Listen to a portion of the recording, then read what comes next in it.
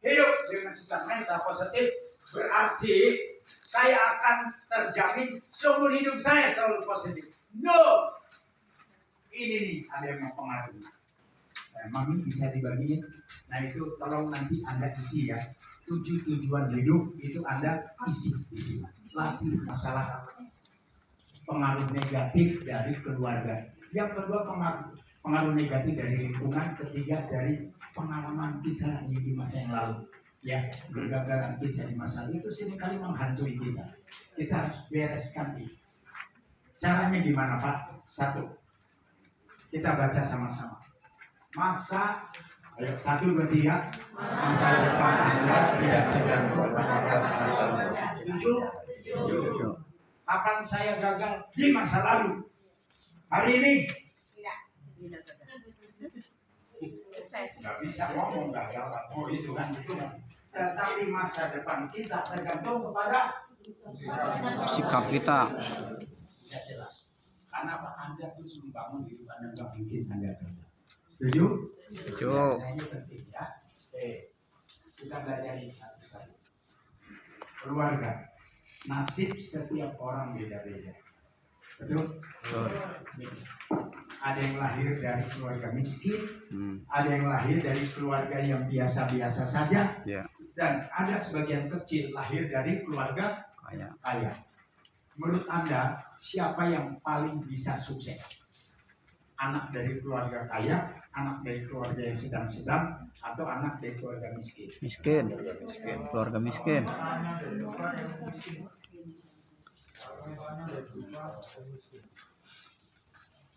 Sejarah membuktikan persentase orang yang sukses ternyata dari latar belakang keluarga miskin. Kenapa? Karena miskin itu sakit, betul nggak? Betul. Kan itu orang ingin segera keluar dari kemiskinan. Halo? Ya. Tapi orang yang hidupnya sudah sedang-sedang saja, pengen keluar nggak dari sedang-sedang saja? Nggak mau. Pemenahan. Makanya kebanyakan di zona Nyaman. Jadi jarang orang sukses itu dari orang yang sedang-sedang. Artinya Pak, perjuangan Anda lebih besar. Kalau yang miskin udah terdorong, betul nggak? Pengen sukses. Kalau sedang-sedang menemukan alasan sukses adalah karena Anda tahu bahwa Anda hanya ada di tengah-tengah. Saya harus tinggalkan ini, saya harus mencapai puncak sukses. Setuju? Setuju. Lalu siapa lagi orang yang pasti sukses? Orang kaya. Kenapa? Orang kaya kalau kekayaannya berkurang sedikit, buat dia itu sudah miskin. Benar nggak? Iya. Makanya berjuang orang kaya tambah kaya. Kenapa? Rugi dikit aja, waduh, buat dia udah sakit. Jadi dia berusaha untuk lebih kaya lagi. Setuju? Setuju. Halo? Yo. Ibu lahir bersaudara berapa orang? 7. Ibu di nomor berapa? Di nomor 7.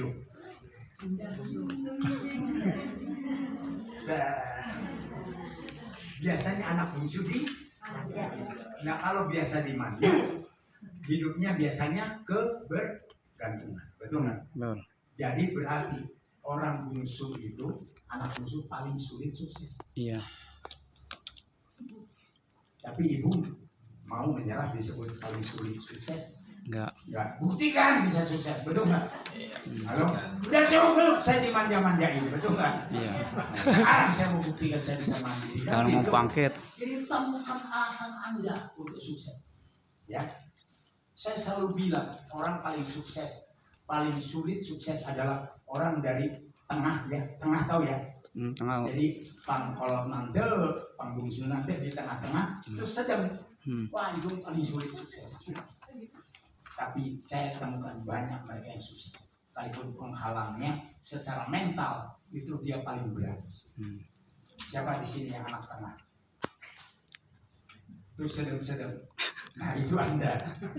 Jadi harus berjuangnya ekstra dibandingkan yang lain. Saya miskin, dan itu saya membuktikan saya bisa kaya, betul nggak? Berjuangnya habis-habisan. Nah, jadi Anda juga harus berjuang habis-habisan. Biarpun bungsu. Buktikan orang bisa paling sukses di antara dulu orang kabeh lebih koloti orang. Betul? Ya. Jadi temukan cara motivasi diri Anda untuk Anda bisa sukses.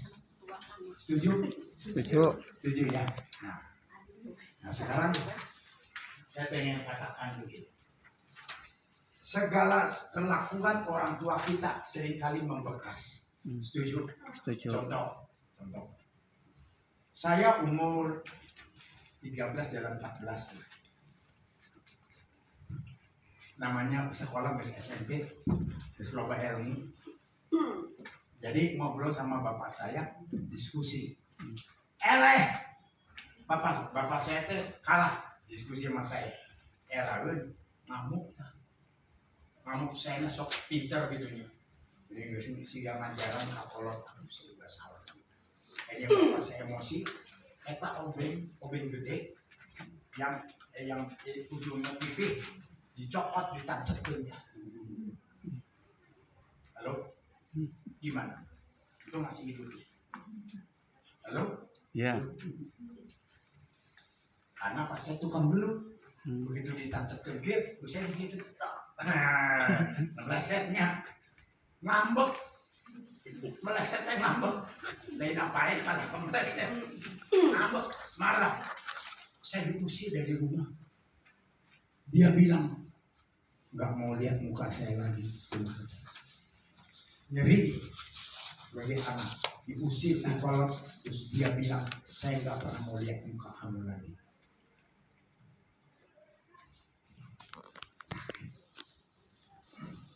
Melukai ya. Kayaknya saya lari sampai di alun-alun tadi.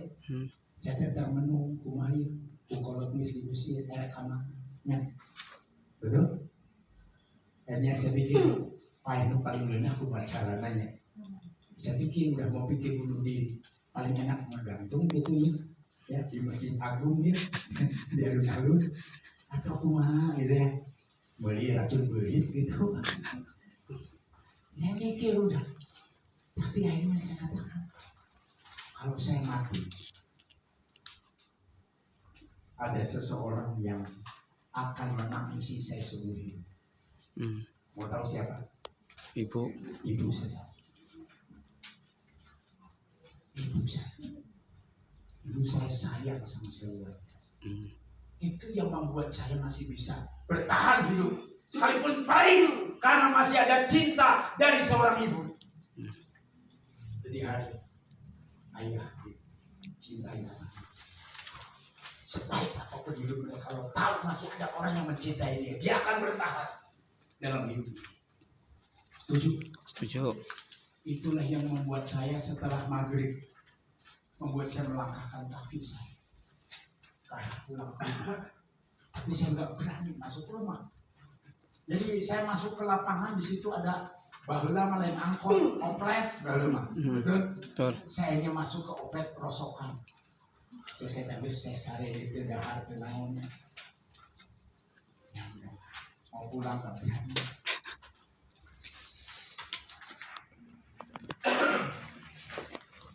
Di tengah kegelapan itu, saya melihat ada sosok seorang wanita yang mulai ngetok pintu rumah-rumah tetangga. Saya perhati itu siapa? Ternyata ibu saya sedang berjuang menemukan anaknya. Saya nggak tahu. Melihat cinta ibu saya sebesar itu. Akhirnya saya keluar dari oplet. Saya sampai dengan berlari pada ibu saya. Dan ibu saya langsung peluk saya. Cinta membuat kita bisa bertahan menghadapi apapun di dunia. Setuju? Akhirnya saya bilang, "Ma, ya udah saya nggak akan pulang ke rumah." Lalu ibu saya bilang, "Tidak, kamu harus pulang ke rumah. Nanti kalau papa musir saya di mana? Mama yang pergi."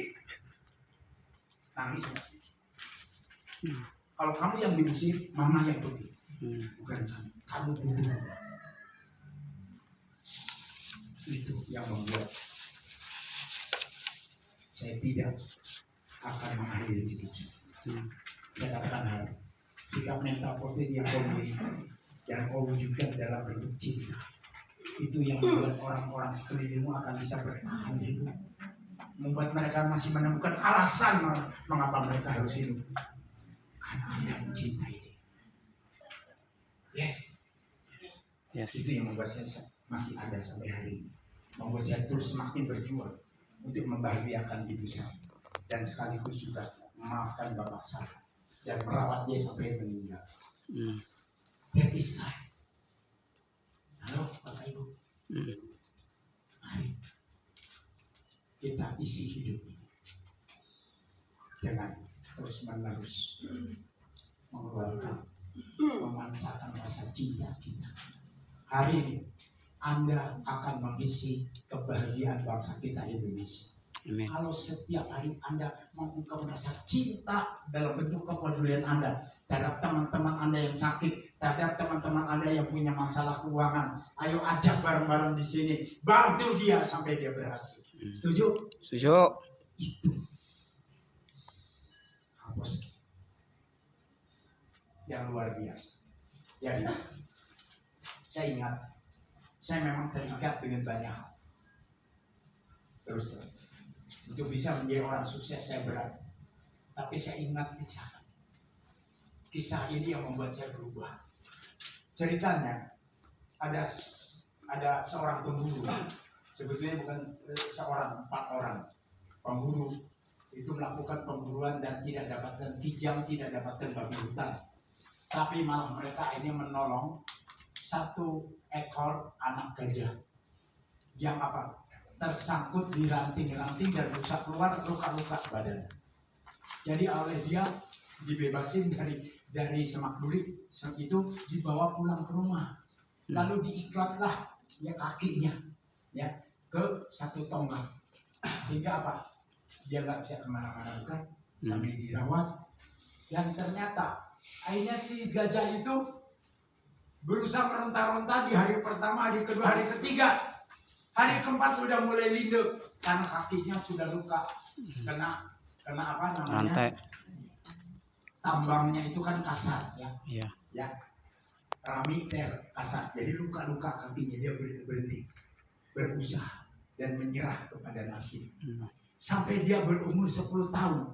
Dulu berat badannya nggak sampai 1 kintal. Sekarang udah seton. Halo?